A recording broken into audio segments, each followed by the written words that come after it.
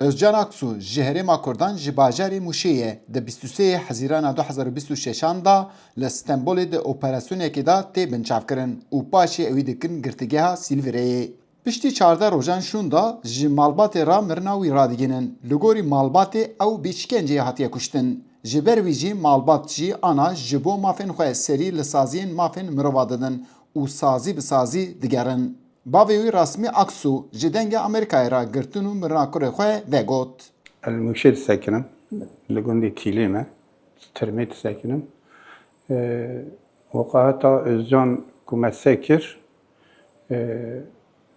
الهاتم نجهشت مدينة كريخة نشاني من ندان انها روج ما ملهال الموشي شيء لهال اسطنبول ما ملك كجكا من اوي ديبو حالي وي درماوي نرند بو بريندار بو geleki li hakaret hat bükürün ben çavda.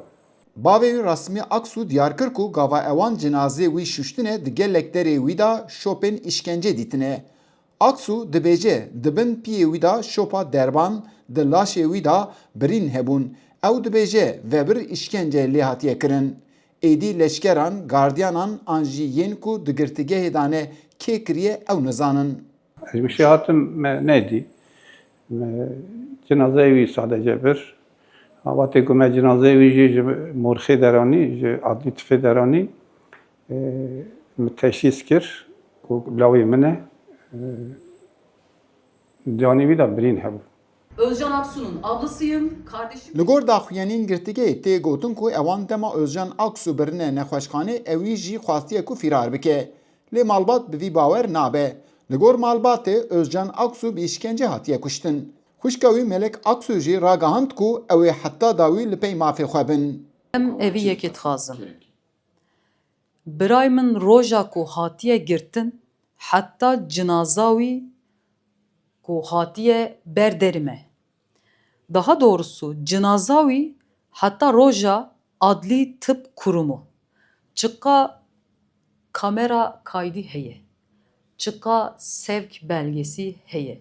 Çıka dilekçeki, tutanakeki tuktoran heye. Ava geleke be rast kirin. Gele jimera bêjin.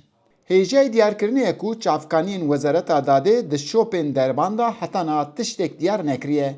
Lê malbat dibêje heta ku ew bersiva van derban û kuştinê bigirin ew ê hewildanên xwe bidomînin.